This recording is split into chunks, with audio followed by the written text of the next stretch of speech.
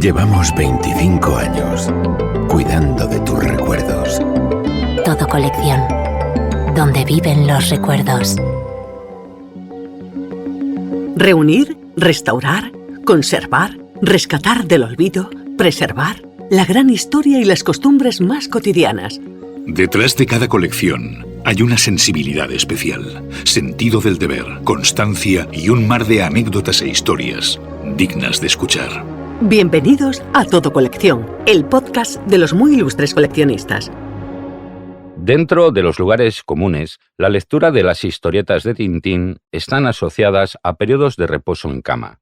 Las aventuras del imberbe periodista nos hacían la convalecencia más llevadera. Es más, Luis Alberto de Cuenca estima que el fenómeno de la tintinopatía es una enfermedad que se contrae en la infancia y se manifiesta en la edad madura. Lo evidente es que los 24 álbumes de Hergé dedicados a Tintín han hecho más llevaderas las gripes, los resfriados y los reposos de cama a jóvenes, futuros reporteros y coleccionistas alrededor de todo el mundo. Estás escuchando Todo Colección, el podcast de los muy ilustres coleccionistas. Santi Alcorta es experto en la figura de Georges Prosper Rémy Hergé y su archiconocido personaje de Tintín. En el episodio 110 del podcast de Todo Colección, en numeral 110, nos vamos de aventuras de la mano de un personaje que ha encandilado a miles de jóvenes durante el siglo XX y lo que llevamos del XXI. Hola Santi, gracias por atendernos en el podcast de Todo Colección. Hola, ¿qué tal? ¿Qué es un tintinólogo? Bueno, pues la verdad es que no sabría decirte bien porque en alguna ocasión casi parece como un insulto del capitán Haddock, como cuando llama ostrogodo o ametrallador con bravero. Entonces, a mí no es una palabra que me acaba de convencer del todo y desde luego no para referirme a mí, porque cualquiera que se aventure un poco por internet sabe que, por muy experto que se considere en una materia, siempre encuentra a muchas personas que saben mucho más de ese tema que él. Y en Internet y en España en concreto hay muchísimos expertos en Tintín mucho más importantes o con mayor conocimiento que yo. Pero en segundo lugar, porque me parece que tintinólogo suena un poco casi limitativo en el sentido de que parece que solo te interesa Tintín y no quieres saber nada de otros autores o otros personajes. Y, por ejemplo, si lo lleváramos al cine, yo no he oído nunca que nadie hable de un John Forólogo o de un Hitchcólogo o algo así, sino que normalmente son aficionados al cine que le gustan estas películas, pero que no solo hablan de ellas, sino que buscan un poco cómo se encuadran en todo su tiempo. Entonces, por eso yo lo que me considero más bien es un coleccionista de tebeos, un coleccionista de libros en general, y entre estos libros y tebeos, pues el que ocupa un lugar destacado, entre otros, es Tintín, y me encanta leer sobre él y sobre Hergé, pero precisamente porque Tintín es un personaje que de una riqueza pues enorme y que puedes abordar de mil maneras porque en realidad Tintín es prácticamente todo el siglo XX y lo puedes entonces ver desde múltiples ángulos, desde la historia al cine, la influencia del cine o cualquier cosa. Entonces por eso no me gusta limitarme a ser o por lo menos decir que es un tintinólogo o si soy un tintinólogo. Pero bueno, entiendo que un tintinólogo de alguna manera es un aficionado a Tintín que sabe bastante sobre él. Parece que Tintín no envejece nunca. ¿Cuántos años tendría hoy? Pues es una pregunta más compleja de lo que parece, porque creo que si consideramos que nació en enero de 1929, pues hoy tendría, si no me equivoco, 97 años. Pero que si en 1929 ya tenía 15 o 16 años, pues ahora mismo tendría 112 o 113. Pero vamos, se conserva bastante bien porque no aparenta más de 18 o 20 como mucho en los últimos álbumes y más o menos es esa edad intemporal en la que se ha quedado. Tebeo, historieta, cómic, ¿cómo clasificamos las aventuras de Tintín? Pues yo creo que cualquiera de las tres palabras es válida según quien le guste, pero yo creo que lo que define de verdad a Tintín es más que estas tres palabras, sería bande dessinée, la palabra en francés que yo no pronuncio bien, la famosa BD, porque Tintín es el origen de la BD como el del cómic franco-belga, que es un estilo diferenciado de historieta al de otros países, en especial al norteamericano, con unas características muy propias. Y Tintín fue el origen de estas características que hacen propia a la BD y que luego se repitieron en otros muchos personajes. Es un personaje que nace en un contexto infantil-juvenil, que se publican sus aventuras en una revista bajo la fórmula antigua del folletón del continuará, Y, por ejemplo, había una revista, una de las últimas revistas importantes de BD en Francia, se llamaba Suir o Continuará. Y luego estas aventuras que se han publicado en este semanario, en estos semanarios, se publican luego en un álbum de tapa dura. Un álbum que es casi un libro, que es un regalo que comentabas antes de convalecencia de enfermedades, que es muy diferente del tebeo español clásico a lo mejor, o del comic book americano de superhéroes que son más grapa, lo que se llama ahora la grapa, ¿no? Entonces estas tres características nacen con Tintín, los personajes juveniles, la publicación primera en una revista y la edición luego en un álbum. Y luego esto lo cumplen todos los personajes franco-belgas que podemos mencionar, como Asterix, como los Pitufos, como Spirou, como el Teniente Blueberry, como Blake Mortimer. Tintín es por eso la BD por antonomasia, sí. Yo creo que así se le definiría. ¿Hay rasgos físicos de Hergé en su personaje Tintín? Si tiene un aire con Tintín. Pues bueno, sí que tiene un rasgo así, te podrían recordar a Hergé si ves alguna foto, pero realmente Tintín yo creo que es el prototipo del joven belga, del joven flamenco, del joven holandés así deportista, joven, vigoroso, que aquí teníamos, por ejemplo, el ejemplo de Tintín Koeman, que se le llamaba al jugador de fútbol que jugó en el Barcelona, que luego ha sido también su entrenador, y allí se le ve esas características, ¿no? De muy rubio y un poco barbilampiño en ocasiones o así. Pero volviendo a la familia, en realidad al que se basó un poco Hergé para retratarse no fue en él mismo, sino en su hermano menor, que se llamaba Paul Remy, y que era oficial del ejército. Y lo que pasa es que Paul sí que envejeció y Hergé le volvió a utilizar de modelo de otro personaje, pero esta vez en el bando de los malos, que fue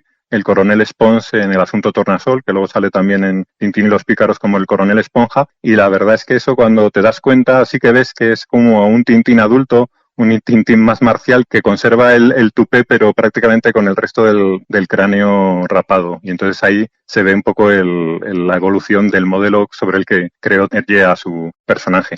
Hergé y los viajes, aunque solo fueran por la biblioteca. Pues sí, Hergé de esta manera yo creo que sigue un poco la tradición de la novela de aventuras juvenil clásica del siglo XIX, como Julio Verne, como Emilio Salgari, como Karl May. Y entonces, de alguna manera, crea un personaje que viaja por todo el mundo cuando él no puede hacerlo. Y a partir de estas vivencias que él va creando desde Bruselas, desde Bélgica, pues le hace recorrer todo el mundo, y ya así solo fue un poco al final de su vida cuando Hergé ya pudo disponer de dinero conforme al éxito del personaje y del tiempo sobre todo para poder viajar y visitar algunos de los lugares en donde le había precedido Tintín. Pero bueno, hubo alguno como la Luna, desde luego, que no pudo visitar ni siquiera en esas condiciones. Magníficas entregas. Hergé es de los máximos exponentes de la línea clara belga. ¿Nos puedes explicar en qué consiste? Bueno, la línea clara es el estilo que adoptó Hergé prácticamente desde sus inicios. Tenía precedentes en trabajos de dibujantes anteriores, como un dibujante norteamericano de tiras de prensa, que es George McManus, que tenía una historieta que se llamaba Educando a Papá o Hay que educar a papá. Y Hergé ya la conocía. Entonces, lo que pretendía Hergé, de alguna manera, él sabía que no era un dibujante de enorme talento, por decirlo así, en el realismo, en la copia como podían ser los grandes dibujantes norteamericanos, Alex Raymond de Flash Gordon o Hal Foster con El Príncipe Valiente. Tampoco era, a lo mejor, no pretendía ser enteramente caricaturesco. Entonces lo que pretendía él era un estilo de síntesis y depuración de lo superfluo. Ahí yo creo que se le nota una influencia de sus comienzos como dibujante de publicidad, ¿no? Que es donde aprende la importancia de la claridad, de llegar al cliente y al lector directamente, sin muchos añadidos. Entonces la línea clara busca esta sencillez con dos características principales.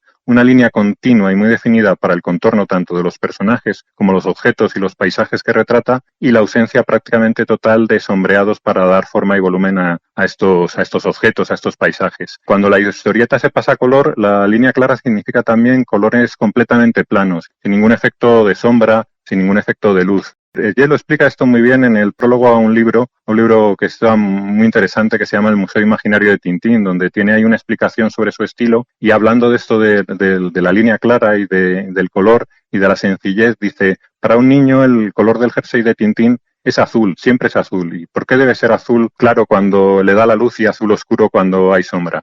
Pues Hergé lo que buscaba era esta simplificación a través de este color plano perfectamente definido por una línea. Pero bueno, esto no es una regla exacta, porque algunas de las viñetas más interesantes de Tintín pues Estoy pensando en las ollas de la Castafiore. En algunas hay unos juegos de sombras y de luces que son realmente, que hacen unas viñetas extraordinarias. Y en el Loto Azul también, cuando aprende un poco el uso de la tinta china y de estos efectos de sombra, de blanco y negro, también son muy interesantes.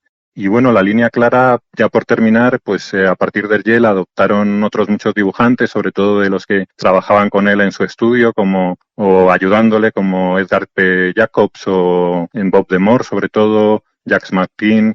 Y luego ya a partir de los años 80 hubo un revival en toda Europa y sobre todo en Francia y Bélgica, efectivamente, a partir de dibujantes holandeses como Joseph Ward, belgas o franceses, Ted Benoit o Yves Chaland, que murió muy prematuramente, y todo esto llegó a España a través de la revista Cairo, donde la línea clara tomó un tinte español, un tinte valenciano a través de dibujantes de aquí, como Daniel Torres o Miquel Bertrán, Sento, y bueno, esa fue la línea clara española. Entonces partiendo de Tintín y de sus antecedentes, ha tenido un recorrido bastante largo. En efecto, Santi, recordamos la línea clara del Cairo y la línea guarra del Víbora. Efectivamente. El espíritu del Boy Scout. Pues bueno, esto es, de alguna manera, a lo mejor está también relacionado con la línea clara que decíamos. La claridad, la búsqueda de claridad de la definición, pues de alguna manera proviene, o de esta nitidez, proviene, podemos decir, de alguna manera del espíritu Boy Scout que tenía Hergé, porque en todas las entrevistas que le hicieron, y especialmente en el libro de entrevista con Numa Sadul, Entrevistas con Hergé, que se llama,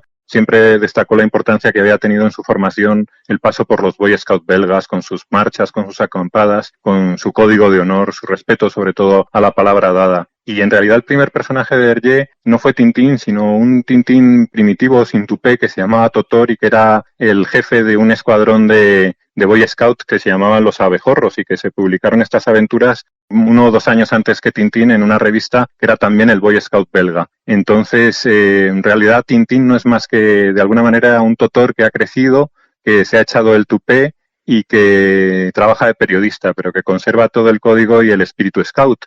E incluso en alguna aventura como Aterrizaje en la Luna, Tintín recuerda este paso de scout cuando dice que se ha podido liberar de las ataduras que le hicieron, porque dice, estos señores nunca fueron Boy Scout y por tanto no saben hacer bien un nudo. Ahí reconoce este recuerdo, este paso por los Boy Scouts. Y razón no le falta. El as de guías es un nudo que hay que saber y te puede sacar de muchas situaciones difíciles. Ahí me ganas, porque yo no lo conozco. Bueno, el as de guía, el rizo, lo que es un ballestrinque, o son nudos que, bueno, si los aprendes siempre te funcionan y te sacan de algún apuro. Efectivamente. En España Tintín llegó tarde y de forma desordenada, ¿no? ¿Cómo fueron las primeras publicaciones? Bueno, si comparamos con Portugal, pues quizás sí que llegó un poco tarde, porque Portugal ya en la década de los 30 ya se publicaron las aventuras de Tintín en una revista que se llamaba El Papagayo, si no recuerdo mal. Y en España llegaron a finales de los 50 y tuvieron varias apariciones, por decirlo así. En primer lugar, aparecieron en varias revistas de forma simultánea, varias aventuras y un poco desordenadas, desde luego no por orden cronológico. Y casi al mismo tiempo se publicaron los primeros álbumes en la editorial Juventud, que es la que ha conservado los derechos del personaje hasta la actualidad, en los famosos álbumes de lomo de tela. Al principio de los 50 hubo una edición muy famosa entre los tintinólogos, que decíamos antes que no sabía yo quiénes eran, pero bueno, que es las ediciones del Medallón, ¿no? Que fueron un intento de la propia Casterman, de la editorial que publicaba en Francia y Bélgica, de publicar en español. Y estos álbumes, que prácticamente no se distribuyeron porque fue un intento fallido, pues los pocos que hay se cotizan a unos precios realmente asombrosos, ¿no? Pero volviendo un poco a la llegada a España, pues tenemos ahí que se publicó en la revista Blanco y Negro, que era una revista de información general que ha tenido varias etapas, como historieta un poco infantil, pero que la podía leer todo el mundo, con los álbumes del Díptico de la Luna, que son de los preferidos por todo el mundo, y al mismo tiempo en un semanario, que este ya sí que era para el público infantil, que se llamaba Tres Amigos, que era de ediciones populares o ediciones paulinas. Se publicó allí también otro de los grandes dípticos de Tintín, que son El secreto del unicornio y El tesoro de Racán el Rojo. Todo esto en torno a los años 1957 y 58. Y de alguna manera también estos son el díptico de la luna y el díptico del unicornio, junto con El cetro de Ottokar y algún otro. Yo creo que son también los primeros álbumes que publicó Juventud a finales de los 50, el 50 o el 59, y a principios de los 60. Y toda esta publicación un poco caótica y no cronológica pues ha dejado anécdotas como que la primera edición en español, la primera publicación en español del asunto Tornasol, que fue en la revista Tres Amigos, se titulara El caso Mariposa, porque ese era el nombre que había dado la revista al profesor Tornasol, y este nombre de Mariposa, si te fijas, se conserva en el álbum de Juventud en la Luna, al menos en las primeras ediciones, se le llamaba en ocasiones en una viñeta Profesor Mariposa y en otra viñeta Profesor Tornasol. Se mezclaba incluso a veces no sé si en la misma página, pero desde luego en la misma aventura. Y ya, si me permites terminar este tema de Tintín, no en España, pero sí en español, pues una noticia que ha sido una noticia bomba últimamente ha sido que se ha descubierto que en los años 30, en torno a no sé si en 1935 o 36, pues ha habido una primera publicación en español de Tintín, pero no en España, sino en una revista mexicana, que prácticamente yo creo que nadie sabía esta publicación, que la ha descubierto un estudioso, un coleccionista mexicano, la dio a conocer en su página de Facebook y luego en Twitter. Y bueno, se acaba de publicar en TVOsfera, que es una página web, pues un artículo muy completo sobre esta primera publicación de Tintín en español en México, que nos ha dejado a todos pues un poco, desde luego a mí, asombrado y muy contento, porque demuestra que nunca puedes acabar de pensar que está todo descubierto y que no hay nada que te pueda asombrar o descubrir algo nuevo. Si eres coleccionista, caerás en nuestras redes.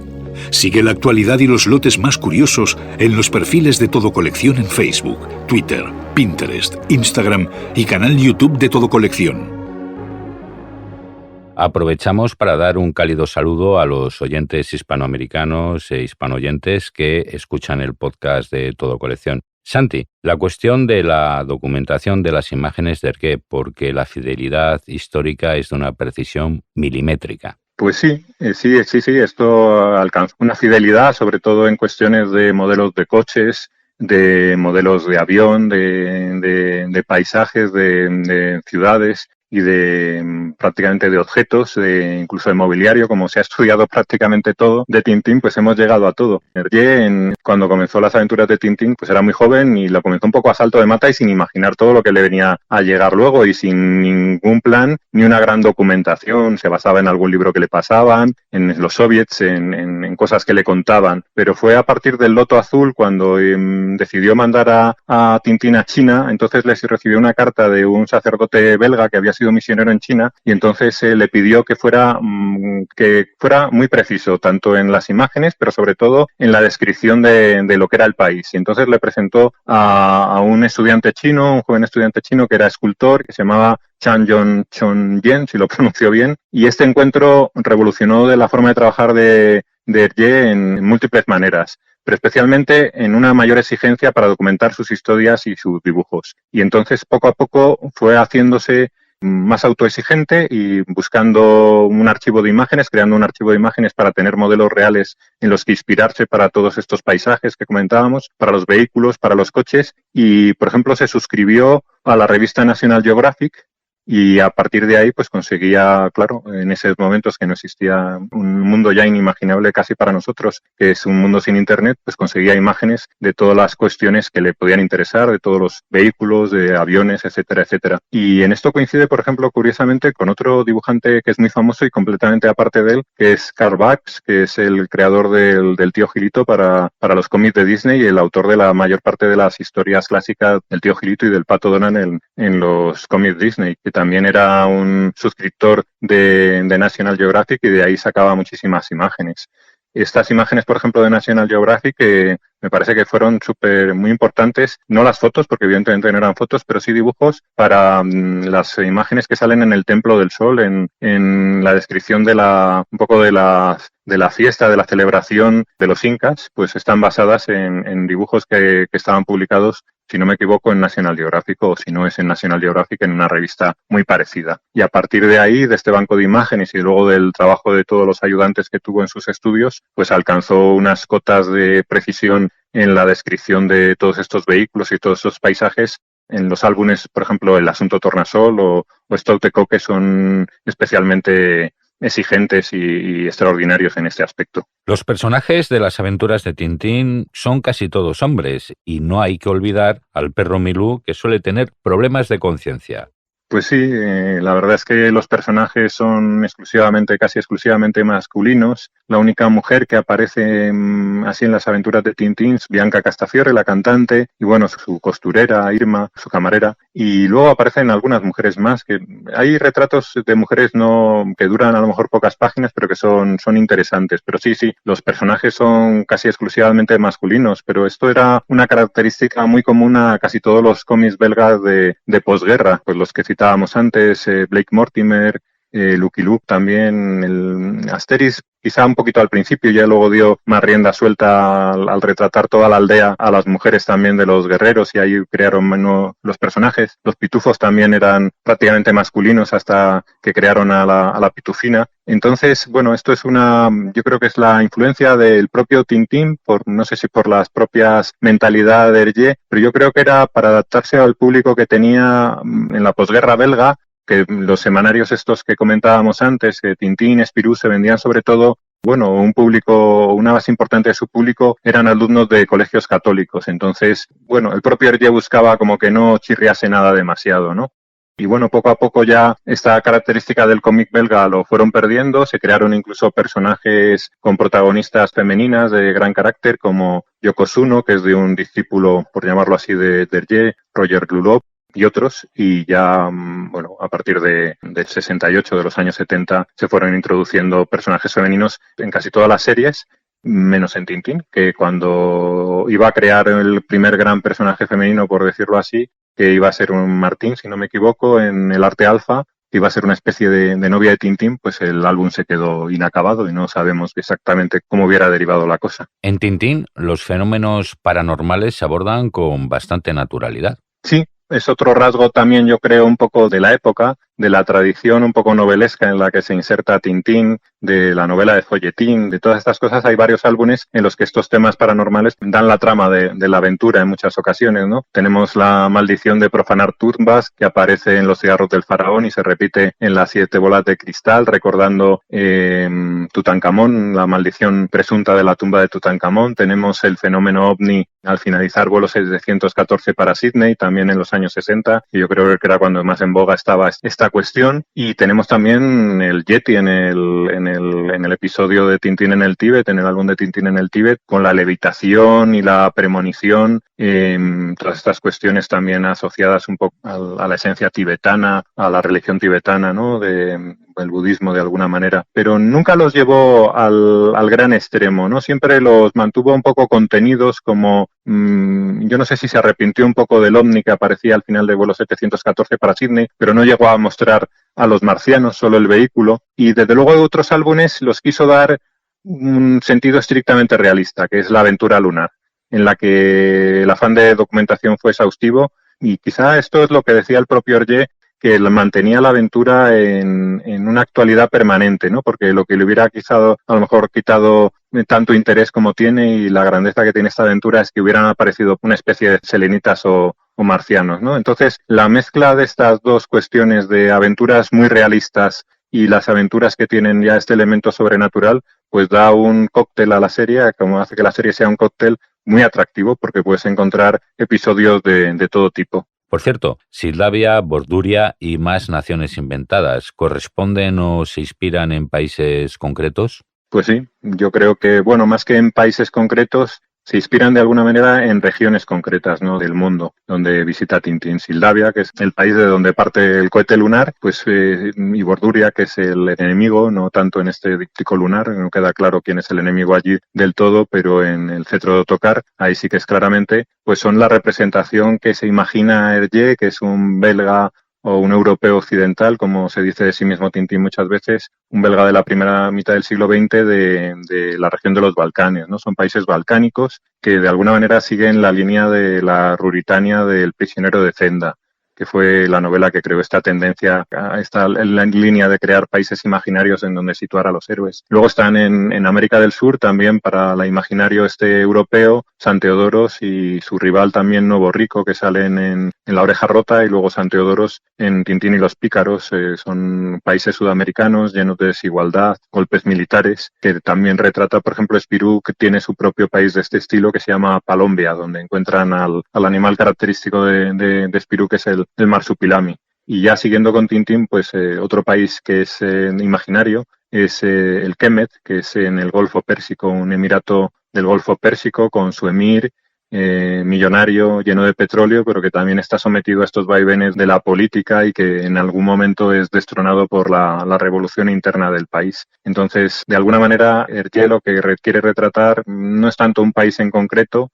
sino una región que le interesa para situar allí las aventuras de Tintín, y crea estos países para darles un mayor color, ¿no? Y desde luego en todos, y especialmente Sildavia, yo creo que todos recordamos el folleto turístico que la presenta al país en el Cetro de Ottokar, que es un momento maravilloso de las aventuras de Tintín, ese folleto. Sí, y la canción de la Unión también. Efectivamente. Santi, ¿cuáles son tus 3 álbumes preferidos y por qué? Bueno, pues la verdad es que es muy difícil elegir solo 3 en las aventuras de Tintín, porque yo creo que dejando al margen los 3 primeros, que son un poco obras de juventud, todavía con el personaje no muy bien definido, como son Soviets, el Congo y América, pues luego la producción tiene una calidad bastante notable y podrías elegir casi 3 al azar y serían buenos. Pero bueno, si tengo que elegir, pues me quedo yo creo que con el que es favorito de prácticamente todo el mundo, aunque bueno, hay personas que prefieren otro, pero que es Tintín en el Tíbet, que es un álbum muy especial por su proceso de creación y por lo que cuenta, por cómo lo cuenta, por la aventura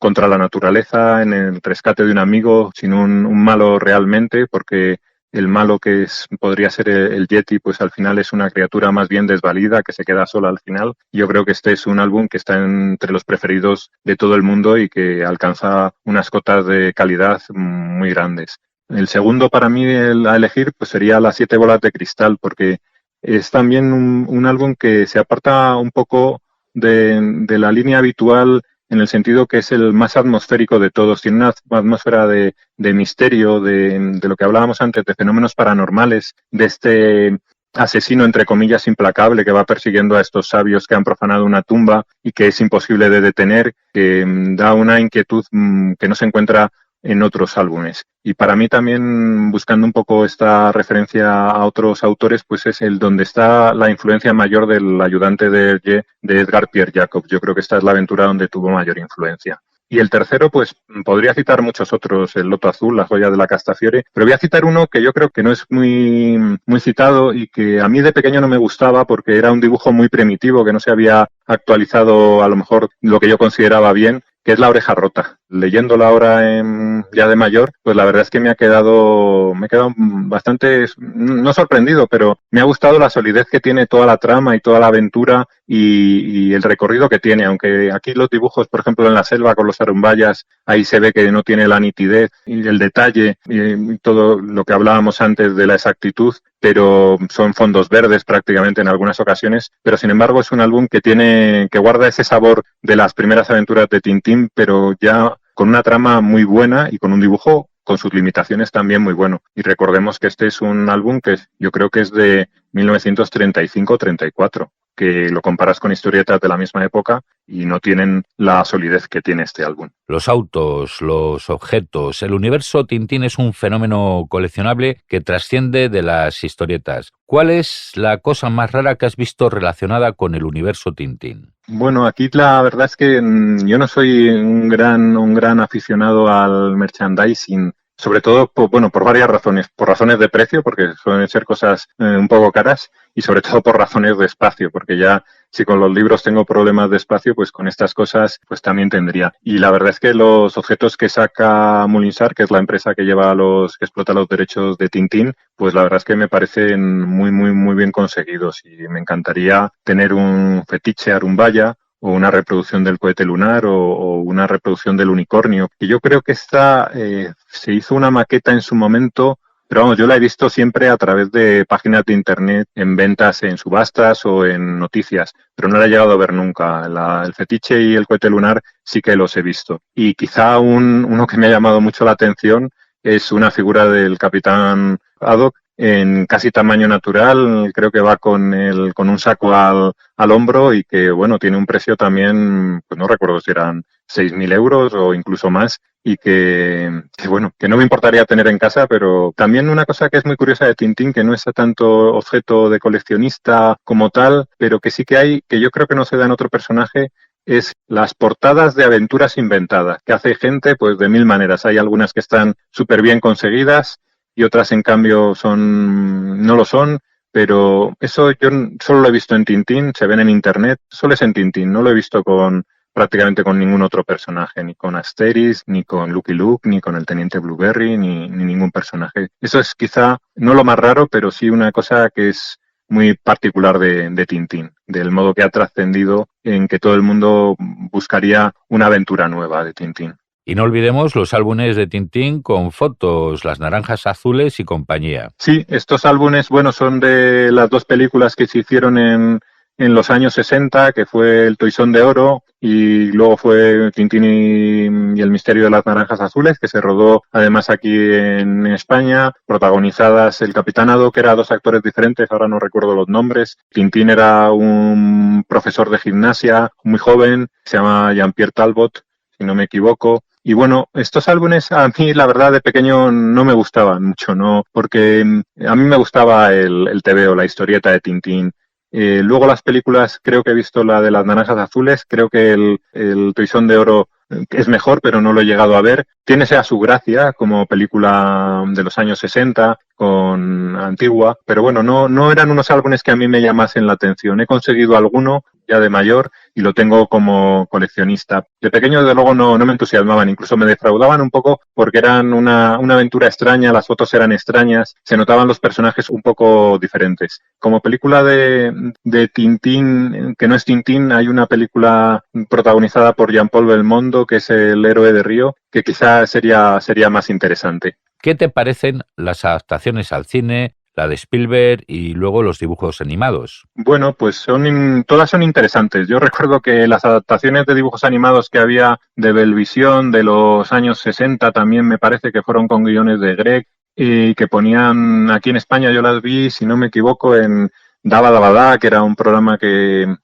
ponían los jueves por la tarde y luego a mediodía también a veces en verano, yo creo que vi algunas, o por la tarde después de comer. Pues estas adaptaciones, que eran unos dibujos más primitivos, no me gustaban nada entonces, porque no entendía por qué cambiaban la trama de las historias, por qué aparecía el Capitán Haddock en aventuras en las que en los álbumes no aparecía, por qué aparecía el profesor Tornasol, por ejemplo, en la estrella misteriosa. Ahora, sin embargo, las veo y bueno, me resultan más entrañables y más interesantes precisamente por estos cambios. Y me resulta mucho más interesante. No sé si es un signo de madurez. Luego están las películas de dibujos animados también de Belvisión, que son más hacia los años 70, que son primero El Templo del Sol y Tintín en el Lago de los Tiburones. Tintín en el Lago de los Tiburones me gustó mucho cuando la vi en el cine de pequeño, me pareció muy divertida, me pareció mucho más cercana, al no basarse en un álbum, me pareció mucho más cercana a lo que era un álbum en dibujos animados, y esa la recuerdo con mucho cariño. El Templo del Sol yo creo que la he visto un poco a medias. Y la película de Spielberg es muy interesante. Para mí es una gran película de aventuras. Yo creo que en Estados Unidos, por ejemplo, que no tuvo mucho éxito y la gente la ve luego ahora en vídeo, en televisión, en las plataformas, pues normalmente los comentarios son muy elogiosos cuando no conocen al personaje, porque les parece una película con muchísimo ritmo. Algunos llegan a decir que era lo que debía haber sido Indiana Jones y el Reino de la Calavera de Cristal, ¿no? La verdadera aventura interesante y con una trama más trabajada y más conseguida, ¿no? Para un lector de Tintín, pues yo no la rechazo, me parece muy interesante, me parece que han combinado bien las tramas de varios álbumes. Para mí hay algunos elementos que se disocian un poquito de Tintín, que la persecución es muy lograda y es estupenda cinematográficamente, pero para mí se aparta un poco de lo que para mí es Tintín, y en cambio le falta un poco del elemento de misterio que tiene El secreto del unicornio, el álbum. También me decepciona un poco el tratamiento que tiene el combate naval, que yo me lo esperaba de otra manera. Pero es una gran película. Es una gran película y la lástima es que no hayan continuado, que no haya seguido la trilogía o la segunda película que iba a dirigir Peter Jackson y iba a producir Spielberg, y se ha quedado ahí un poco dormida, que no se sabe si se retomará. A mí lo que me gustaría sería una adaptación, quizá, por ejemplo, de Las Siete Bolas de Cristal y El Templo del Sol, con personajes reales. Ya no esta animación basada en personajes reales, sino realmente con actores y quizá menos caricaturesca, pero para un álbum que tiene mucho misterio y que podría ser muy interesante esta adaptación a la pantalla grande. Nuestro anterior invitado, Félix Aliaga, nos ha dejado una pregunta para ti. Mi pregunta es una pregunta controvertida porque son los tiempos que vivimos. No sé si hace 1 año o 2 años leí que habían criticado y acusado al autor de Tintín de racista por distintos episodios por los que pasa Tintín. No puedo especificarlos porque primero yo no he leído Tintín y no recuerdo exactamente lo que decía el artículo. Me lo puedo imaginar, ¿no? Entonces, mi pregunta es, ¿qué piensa sobre esto? Yo creo que me puedo imaginar la respuesta, ¿no? Y esa es mi pregunta. ¿Qué piensas sobre esa acusación de racismo contra Tintín? Bueno, el posible racismo de Tintín pues es un tema recurrente que resurge cada cierto tiempo, resurge periódicamente y ahora pues con el momento yo creo en el que estamos, que la preocupación por estas cuestiones es máxima, pues quizá ha resurgido con mayor fuerza. Pero yo creo que si lo analizamos objetivamente, el posible racismo se reduce prácticamente al álbum de Tintín en el Congo, que es muy particular, y como mucho a algunas viñetas del país de los soviets y la estrella misteriosa.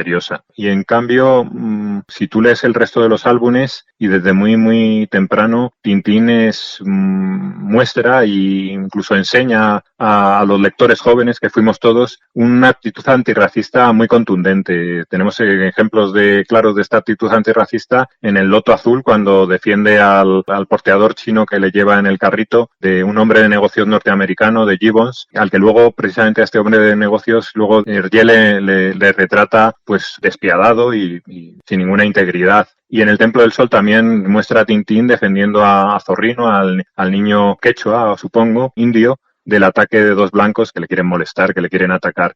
Y toda la historia del Templo del Sol, pues la verdad es que lo que muestra es una admiración a la civilización inca, ¿no? También tenemos en el Loto Azul y en Tintín en el Tíbet, que comentábamos antes, la amistad con Chan. Entonces, bueno, tenemos el ejemplo de Tintín en el Congo, que fue una obra muy primeriza, cuando ya tenía 23 o 24 años, y que él no estaba realmente interesado en hacer. Entonces, pues es una obra que es hija de su tiempo. Y yo creo que no hay que darle una importancia mayor ni arrastrar todo el resto de la obra de Hergé, que no tiene para nada este componente racista. En todo caso, sí, bueno, es verdad que podemos estudiar lo que es o analizar lo que es la obra de Tintín, como tantas cosas, que hasta dónde llega la visión que es más bien de un europeo occidental de la primera mitad del siglo XX sobre otros países que veíamos antes, sobre los países imaginarios y cómo se proyectan algún tipo de estereotipos. Pero esto sería más bien un análisis pues más universitario, por decirlo así, o científico, ¿no? De detalle, de ver hasta dónde llega, pero no desde luego de una cultura de cancelación o de dejar atrás los libros de Tintín, ya digo, por Tintín en el Congo, que sí realmente es un álbum que decepciona porque la trama es muy endeble y porque el retrato, quizá también porque Tintín, al ser una obra que es semi-humorística, pues propicia más este tipo de chistes, pues que siempre se cae más en los estereotipos. Entonces ahí tienes mayor campo para estas posibles atisbos de racismo, por decirlo así. ¿Qué preguntarías a nuestro próximo invitado? Pues yo preguntaría que como propietarios de una tienda de coleccionismo, si habéis tenido algún producto de Tintín y cuál es el que más os ha llamado la atención de todos ellos. Sé que, creo, si no me equivoco, que hay cuestiones de numismática, monedas que han llegado también a Tintín, pero no estoy seguro, no sé si habéis podido encontrar alguna de estas ediciones. Sé que recuerdo ahora más bien alguna de Asterix con el euro, no sé si con Tintín ha habido también alguna. ¿Cómo ves el futuro de Tintín? Los derechos de autor caducan en el año 2054. Bueno, los derechos caducan en 2054. Recientemente, pero no he podido leerlo con atención, creo que ha habido una reestructuración de Moulinsart, que ha cambiado de nombre, de la empresa esta que pertenece a la viuda de Hergé y a su nuevo marido, Nick Rodwell. Creo que tienen proyectos para a lo mejor publicar un álbum cuando se acerque esta fecha de fin de los derechos de autor en 2054. Bueno, veremos lo que se podría publicar, porque se habla siempre de una historieta fantasma que quedó sin publicarse, que hay unos originales y no terminados, pero muy detallados, que es Tintín y el Termocero, que realizó o empezó Hergé con un guión de otro gran autor belga como es Greg, y esta se quedó ahí un poco empantanada, no le acabó de convencer a Hergé, y se ha llegado a decir que existían solo las primeras páginas, pero puede que haya más, y que a lo mejor se termine en algún momento. A mí esto no me parecería del todo mal, o terminar el arte alfa, porque fueron 2 obras relacionadas con Hergé, iniciadas por Hergé, y que tienen un poco su impronta. Pero la verdad es que no soy nada amigo de que continúen las aventuras de un personaje tan característico como Tintín, que está tan asociado a su autor como Tintín con Hergé, con otros dibujantes, y menos en el 2054, que habrían pasado ya prácticamente 150 años desde la creación del personaje. Creo que eso ya no tendría realmente nada que ver con Tintín. Me parece más interesante seguir explorando la vía del cine, de las adaptaciones, pero no continuar como está continuando, por ejemplo, Asterix, que vamos, no tengo nada en contra de los nuevos álbumes. Creo que me he leído 1 o 2. No me parece que sean malos, pero me parece que pierden el espíritu del autor, de personajes tan asociados a un autor concreto como puede ser Tintín con Hergé o Asterix con Goscinny, que realmente era el alma del personaje, como se vio en algunos álbumes que dibujó el propio Uderzo, el dibujante original, pero que se habían quedado sin la esencia del personaje. Entonces, bueno, veremos a ver qué depara el futuro, pero yo desde luego apoyo fervientemente a la viuda de Hergé cuando ha respetado esa voluntad de no hacer nuevos álbumes de Tintín. Creo que seguramente le habría podido dar seguramente una tirada excepcional, pero creo que ha sido en eso muy fiel a la memoria a su marido, que dijo: Tintín soy yo. ¿Cuánto vale? Sigue la cotización de tus tesoros con Orientaprecios, la mayor base de datos para aproximarte a la tasación de lo que compras, vendes o subastas. Orientaprecios de Todo Colección, solo para usuarios registrados. Llega el momento del consejo o la reflexión para él y la coleccionista. Bueno, pues yo creo que el consejo que puedo dar yo es disfrutar sobre todo de lo que es la búsqueda, ¿no? De la caza, entre comillas, de la pieza que buscamos, explorando Todo Colección o mercadillos o El Rastro o las librerías de la Cuesta de Moyano aquí en Madrid, ¿no? Porque yo creo que ahí está un poquito la esencia, ¿no? De lo que es el coleccionismo, la búsqueda, también el hallazgo, pero como dijo Cavafis, ¿no? Que en tu viaje a Ítaca, pues ruega que el viaje sea largo y que la búsqueda en este caso sea fructífera. Y luego la otra reflexión que me la hago a mí mismo, el otro consejo es disfrutar ordenando y exhibiendo un poquito la colección contra la tentación de amontonar muchas cosas en cajas, pero no verlas. Entonces, para esto, por ejemplo, Internet y Twitter, pues permite un poquito ordenar la colección y mostrar ahí fotos de las cosas que tienes y compartirlas un poco con los demás y que no se queden muertas, ¿no? En las estanterías o todavía peor en las cajas. Pues la aventura continúa. Santiago, muchas gracias, larga vida y prosperidad, coleccionista. Hasta siempre. Muchas gracias a vosotros.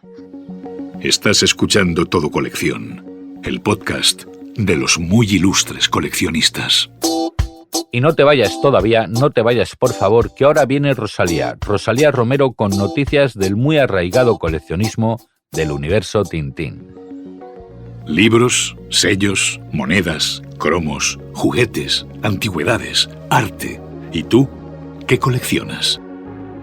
Las aventuras de Tintín comenzaron a ver la luz en 1929. Más de 90 años después, Tintín, Milú o el Capitán Haddock continúan atrapando al público actual, tanto que los personajes creados por Hergé se han convertido en verdaderas piezas de coleccionista. A través de dibujos, películas, figuras, objetos de merchandising y, por supuesto, libros y cómics, las historias de Tintín han sido traducidas a más de 120 idiomas, entre los que se encuentra el euskera, y adaptadas al cine y series de televisión. Aunque, como ya ocurriera con las cintas de VHS, nuestro amigo reportero no se libra de la especulación económica, lo cierto es que existen primeras ediciones y series especiales que son una verdadera joya. Películas en vídeo beta que superan los 9.000 euros a la venta, un dibujo por el que se piden 4.000 euros, o un cómic, primera edición completa, por más de 3.600 euros, son los reyes del catálogo en venta de Todo Colección.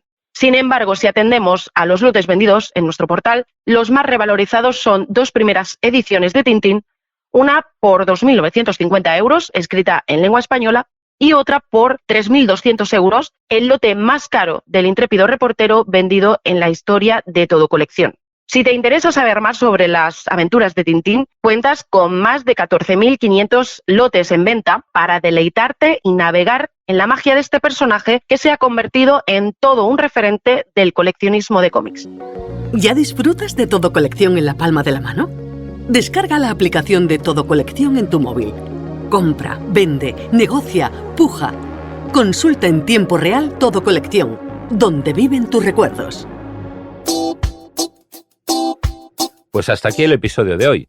Esperamos que te haya gustado. Gracias por acompañarnos y dejarnos un comentario. Ya sabes, es fácil, gratis y un me gusta con el pulgar hacia arriba nos anima a continuar con esta tarea divulgadora de la cultura del coleccionismo. Te invito a sumarte a esta apasionante misión. El coleccionismo es cultura. Puedes enviarnos un email con tu propuesta a comunicación@todocoleccion.net. Insisto en que te cuides y te recuerdo que para tus compras y ventas, con el servicio de envíos de Todo Colección y Pago TC, la vida es mucho más sencilla. Aquí, a pie de micro, te habla Ignacio del Valle. Nos vemos, nos escuchamos en el próximo episodio de Todo Colección, donde viven los recuerdos más aventureros. Fin de la cita. Hasta el próximo episodio de Todo Colección, el podcast de los muy ilustres coleccionistas.